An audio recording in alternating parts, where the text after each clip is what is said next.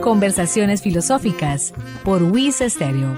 Un encuentro y un diálogo con las filósofas, los filósofos, el análisis, la reflexión y la crítica. Bienvenidos.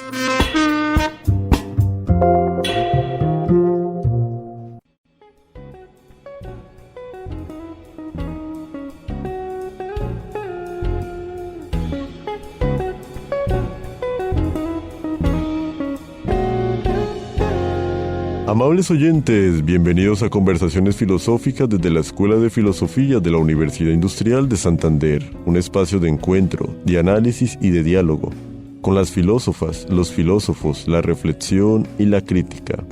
Les habla Hernando Arias Niño, estudiante de Filosofía UIS, quien les acompañará en este espacio institucional de la Escuela de Filosofía, en el que abordaremos problemas, autoras y autores de la filosofía. Sean ustedes bienvenidos a nuestro espacio de la reflexión y de crítica.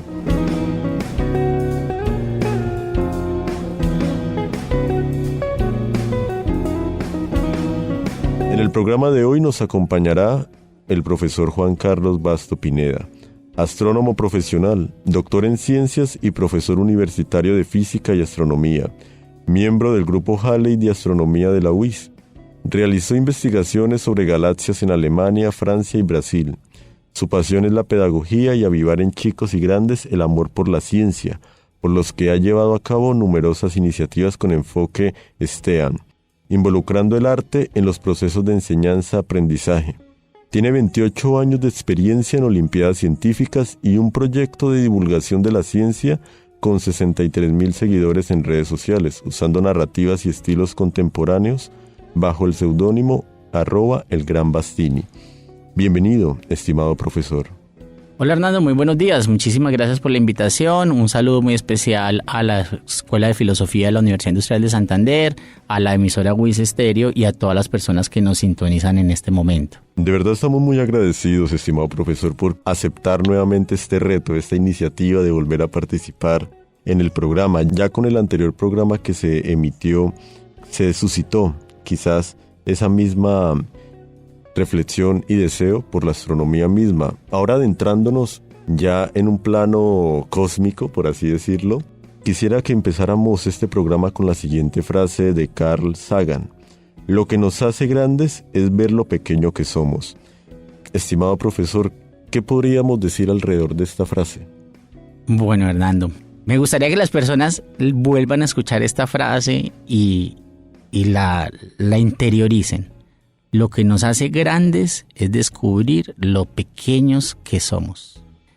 ¿Cuál es nuestro lugar en el universo? ¿Cuál es el tamaño de nuestros problemas si lo comparamos en escalas cósmicas?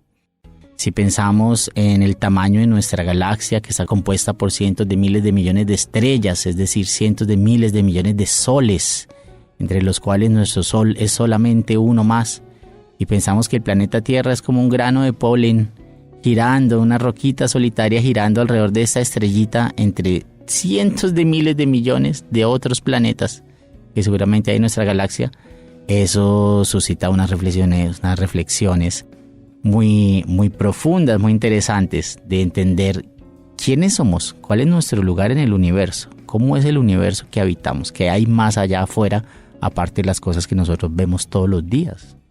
Ahí, antes de entrar a la pausa, quisiera que se generara como esa pregunta a la cual nos querías enfocar. ¿Qué lugar ocupamos en el universo? Ya regresamos.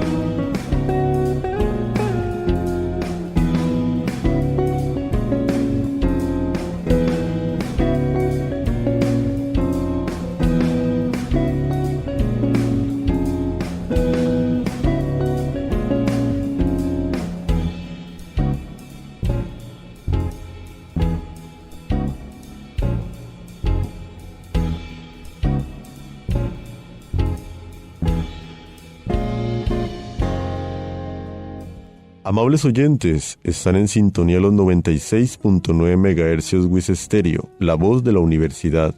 En este su espacio, Conversaciones Filosóficas desde la Escuela de Filosofía UIS. En el programa de hoy, Astronomía y Filosofía. Estimado profesor, quizás uno con ese deseo de abarcar lo más que se pueda dentro del programa mismo, hay dos enfoques que quisiera que nos pudiéramos centrar, pero yendo en orden. El primero, quizás desde lo que se conoce ya con esa intriga cósmica, inclusive también esa crisis que puede suscitar el qué lugar ocupamos nosotros, siendo quizás algo tan insignificante de cierto sentido a nivel pues macro, con las estrellas, los soles y demás. ¿Por qué surge esa fascinación o de dónde surge esa fascinación y cómo entenderla por ver las estrellas? Empezando por ahí, quisiera que su merced nos comentara desde lo que has estudiado, cómo decirle al público el por qué se ha fascinado la mujer y el hombre por ver las estrellas. Listo, Hernando. Entonces, recapitulemos a nivel histórico cómo comienza esa observación consciente del cielo, ¿no? Entonces, pues el cielo siempre estuvo allí, antes más que ahora, porque ahora en los centros urbanos, en las ciudades, en los municipios, la luz de las reflectores, de la iluminación urbana, eso se refleja en la capa de atmósfera que está sobre nosotros, de las nubes, crea como un apantallamiento, y por eso es que en las ciudades ahora casi no podemos ver estrellas, solamente se ven unas poquitas, las que sean más brillantes que ese apantallamiento que generan las luces artificiales de la ciudad.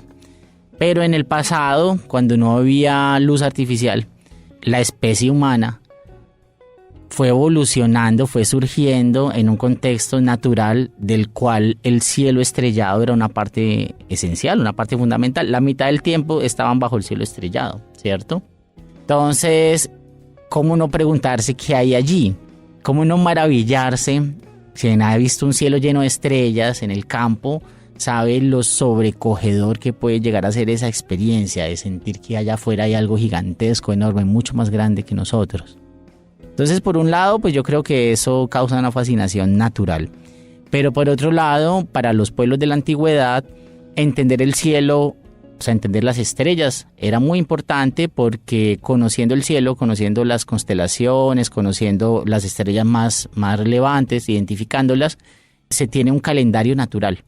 Mes a mes, las estrellas que nosotros vemos en el cielo van lentamente cambiando. Por ejemplo, si hoy a la medianoche yo veo la constelación de Orión en lo alto del cielo, dentro de 6 meses no la veré, porque el planeta Tierra va a estar en otro punto de su órbita alrededor del Sol y la parte que está de noche de la Tierra va a estar orientada en una dirección diferente hacia otras estrellas. Entonces en 6 meses se verán unas constelaciones diferentes a las que vemos hoy. Pero dentro de un año la Tierra vuelve y pasa por el mismo punto. Entonces vemos otra vez las mismas constelaciones de un año atrás y ya sabemos que pasó un año exacto. Entonces de esa manera las personas fueron percibiendo que cuando el cielo se repetían las estaciones, se repetía la llegada del invierno, las épocas de lluvia, de sequía, las migraciones de los animales de pronto para cazar, vamos a comer pato porque ya casi viene, porque estamos viendo esta constelación, entonces, ¿cierto? Entonces era un tema de supervivencia. Entonces la astronomía se considera la primera ciencia cuantitativa en desarrollarse porque era un tema de supervivencia, entender el cielo, por el calendario y también porque es un mapa, es una brújula natural, la orientación de las estrellas. Como la Tierra va girando sobre sí misma, ¿cierto? Está dando vuelticas, que por eso se produce el día y la noche. De la misma manera, el cielo nos da la impresión de que las estrellas se fueran moviendo durante la noche, debido a que la Tierra gira y estamos encima de ella. Entonces, esa manera en la que se mueven las estrellas y cómo están orientadas le permite a uno identificar hacia dónde quedan los puntos cardinales, norte, sur, este, oeste. También le permite saber en qué región del mundo se encuentra, si está cerca del ecuador, está cerca de los polos, porque la apariencia como vemos el cielo va cambiando según la posición. Entonces también era un tema de supervivencia y así fue, digamos, como comenzó el ser humano a interesarse y inevitablemente dándole también un sentido místico, mágico, mítico, ¿cierto? Porque ese era el sentir de los pueblos primitivos, de los primeros seres humanos. Cuando no sabíamos qué era el rayo, pues, ¿qué pensábamos? Pues que era un dios, ¿cierto? Que era un dios que había amanecido de mal genio o lo que fuera. Entonces cuando también los seres humanos vieron que entre todas esas estrellas habían unos luceritos, que hoy sabemos que son los planetas, que se movían noche a noche, iban como cambiando de puestos, pues también se imaginaron que eran dioses o que había algo ahí, un ser muy especial, que se podían mover entre las estrellas. Entonces, bueno, así digamos es el surgimiento de ese interés de la humanidad por entender el cielo. Hay, digamos, inclusive quizás muchas actitudes que inconscientemente también uno practica y de cierta manera se realiza ese mismo ejercicio. Creo que es inevitable quizás no ver un cielo estrellado y quizás encantarse, quedarse ahí como extasiado, etcétera. Inclusive también cuando uno va aquí en Santander al Cañón del Chicamocha o a lugares quizás más elevados donde no esté esta luz artificial que quizás ya nos ha opacado mucho esa vista del cielo estrellado, y ver esas constelaciones y caer en cuenta también de que no es la misma constelación quizás la que uno puede ver ahorita que la que va a ver en 6 meses o la de un año, etc. Y ahí quizás viene un tema que de por sí es más que complicado, yo diría existencial, y es el hecho de entonces cómo entendemos nuestro lugar, es decir, cómo entender el lugar que ocupamos siendo quizás lo micro de lo micro de lo micro, de cierta manera. ¿Qué nos podrías decir alrededor de ello? Vale, bueno, reflexiones personales, ¿no? Voy a hablar por mí. Sí, yo creo que ¿quiénes somos y qué lugar ocupamos en el universo? Es una pregunta esencial, fundamental, que siempre ha estado presente en la humanidad. Y también es una pregunta cuya respuesta ha ido evolucionando en el tiempo. Entre más conocemos y más comprendemos, va cambiando la percepción que tenemos de quiénes somos y de dónde estamos. Entonces, los primeros seres humanos también se hicieron esa pregunta, qué lugar ocupábamos entre las estrellas, pero como no sabían qué eran las estrellas y los planetas pensaron que eran dioses, entonces pues se le dio una interpretación más en un sentido mágico, religioso, ¿cierto? Ahí, después, digamos, vienen los grandes cultos monoteístas, como el triunfo de la tradición católica en Occidente, y la tradición católica pues nos dice que fuimos hechos a imagen y semejanza de Dios.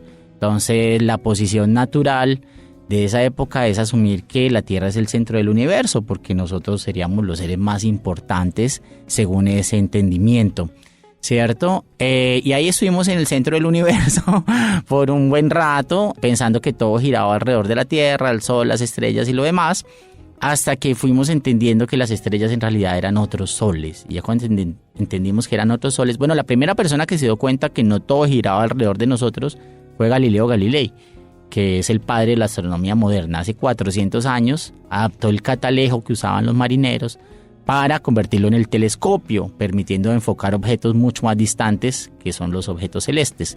Y apuntó su telescopio al cielo y descubrió, por ejemplo, que alrededor de Júpiter había 4 punticos que le daban vueltas porque iban cambiando de posición con el paso de las noches.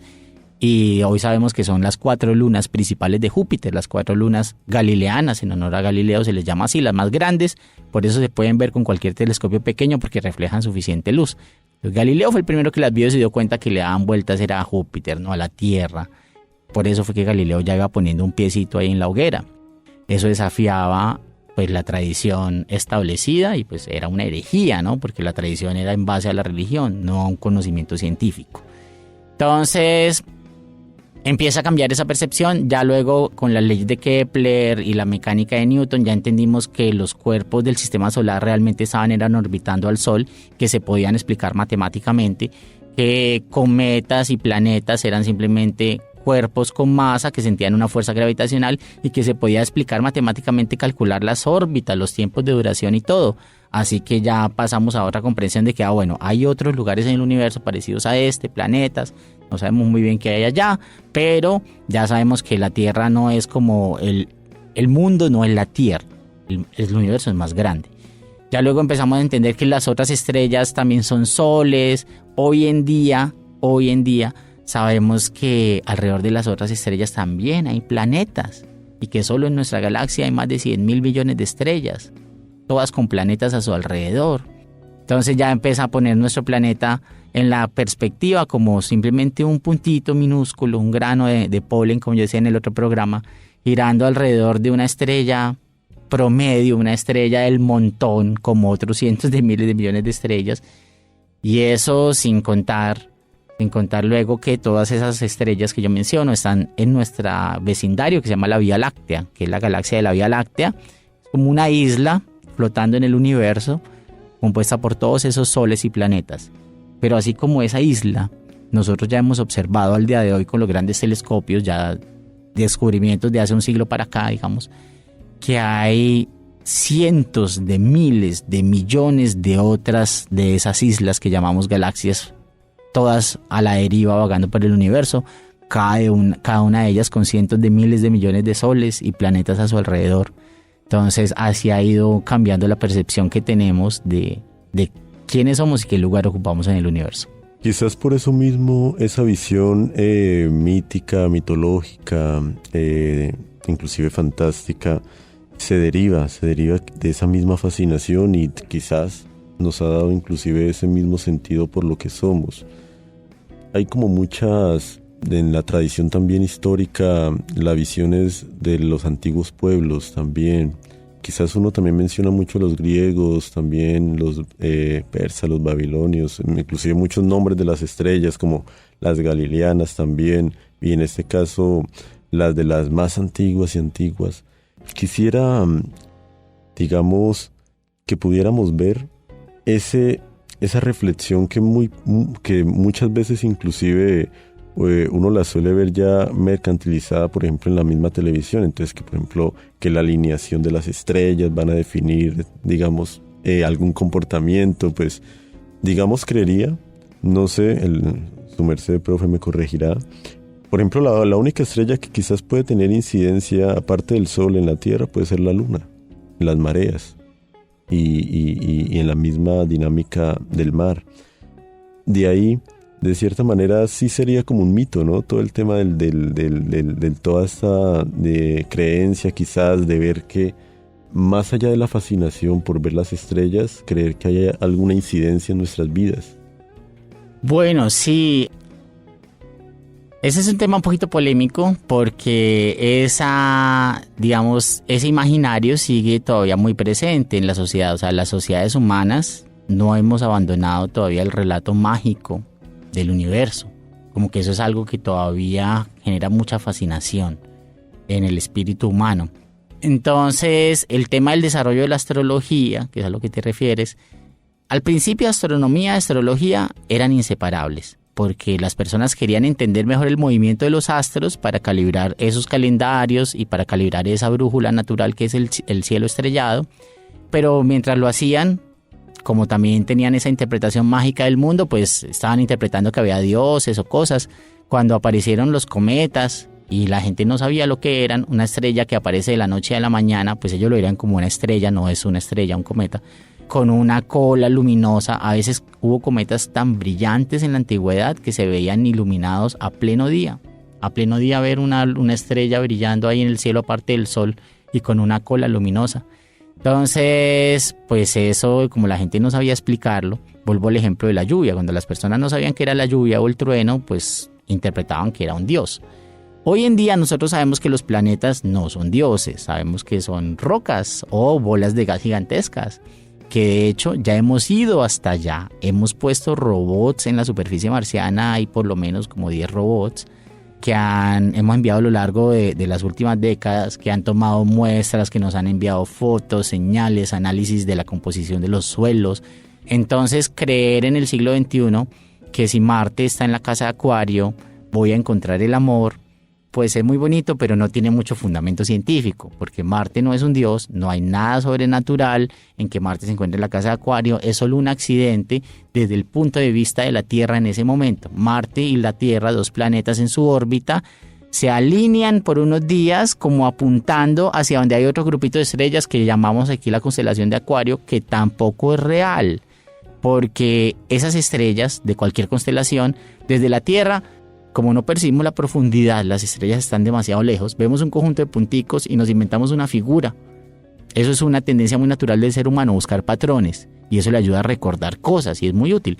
Pero esa figura, si yo pudiera dar una vuelta por la galaxia, verla de diferentes ángulos, nos daríamos cuenta que esa figura es falsa, no existe, porque esas estrellas están a distintas profundidades. Si miramos desde otros ángulos, esas estrellas no tienen ninguna comunicación entre ellas, están muy distantes. Entonces, sí, realmente la única estrella que tiene un efecto tangible sobre la vida en la Tierra es el Sol.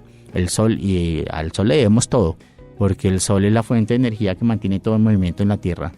Los vientos, los mares, los seres vivos, los volcanes, todo, etcétera. Si no hubiera Sol, la Tierra, cualquier energía que tuviera, la radiaría y se acabaría siendo una roca congelada y triste donde no pasaría absolutamente nada. Entonces, pues bueno, ahí va la cosa, pero la sociedad se resiste a abandonar esas interpretaciones mágicas. Yo pienso que la astrología es un fenómeno interesante desde un punto de vista cultural, entender por qué, pero desde un punto de vista científico realmente es insostenible, ¿no? Esas constelaciones son aparentes, no son reales. Esos planetas no tienen nada de sobrenatural y están tan lejos que no tienen ninguna interacción con lo que pasa en la Tierra, ni gravitacional, ni campo magnético, no, nada de eso. Entonces, ¿cómo podrían afectar nuestras vidas? Ahí hay una narrativa muy interesante que surge y ha surgido de cierta manera por muchos años, y quizás es esa misma cosmogonía, cosmología y cosmovisiones de las sociedades mismas. Antes de finalizar, porque bueno, aquí estamos siempre como ya en la física espacio-tiempo limitado, ¿qué decir antes de finalizar respecto a esa astronomía y filosofía desde, digamos, tu enfoque, dado que también en la universidad das este curso de astronomía planetaria? ¿Cómo va a ser esa relación por crear esa reflexión frente al tema astronómico? Brevemente, profesor. Sí, correcto. En nuestro curso de astronomía yo procuro que no sea un curso, digamos, matemático, demasiado tradicional. Es un curso donde invitamos mucho a pensar sobre eso, de cuál es nuestro lugar en el universo, a pensar también, por ejemplo, en la validez de ciertas creencias de la sociedad o no. Yo le digo a la gente que entender la ciencia no le quita lo mágico al universo, al contrario, a pesar de que yo entienda que las estrellas son otros soles, tal, verlas tan lejos y saber que la mente humana tiene la capacidad tan asombrosa de descubrir otra mota de polvo que está orbitando por allá a millones de años luz, y eso es una cosa sobrecogedora de emocionante. Entonces, entender la ciencia no le resta la magia al universo, sino que te permite empezar a entenderla y fascinarte con mayor razón. Y otra reflexión también muy interesante que la trabajamos en esos espacios es la decolonización del conocimiento. Porque si yo le pregunto a la gente en la calle, dígame alguna constelación, me van a empezar a mencionar puros dioses griegos. Los guanes no veían en el cielo a ninguno de esos héroes, ni a Zeus, ni a Perseo, ni a ninguno de esos héroes griegos. Los guanes tenían sus propias constelaciones y ocurren casos como por ejemplo las nubes de Magallanes. Son dos galaxias que están cerca de la Vía Láctea que se pueden ver a simple vista del hemisferio sur. Eso quiere decir que durante 40.000 años los mapuches las vieron en el cielo. Para los mapuches eran dos montones de plumas de los ñandúes que estaban corriendo por ese valle que ellos imaginaban en la Vía Láctea. Irónicamente se llaman nubes de Magallanes. 40.000 años los mapuches viendo eso. Magallanes vio, se asomó y dijo, ay, aquí hay esto, y lo bautizaron en su nombre. Entonces también esas son otro tipo de reflexiones que hacemos mucho en la clase. Bueno, no, pues yo creo que esas son como las reflexiones más relevantes que quisiera hacerle a los oyentes. De verdad agradecemos su tiempo, estimado profesor, por darnos este espacio, por inclusive invitarnos también a seguir indagando, a seguir fascinándonos por ese mundo cósmico, macro también.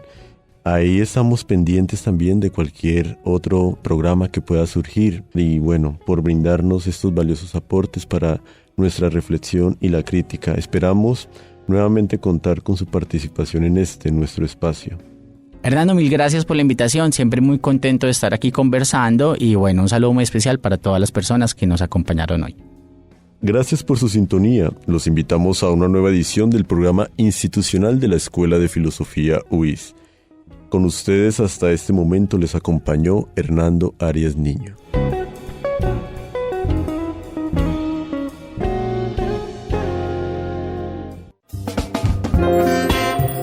Emisoras WIS presentó Conversaciones Filosóficas, espacio radial institucional de la Escuela de Filosofía WIS. Sintonícenos todos los lunes a las 11:30 am en los 96.9 MHz, WIS Estéreo, la voz de la universidad.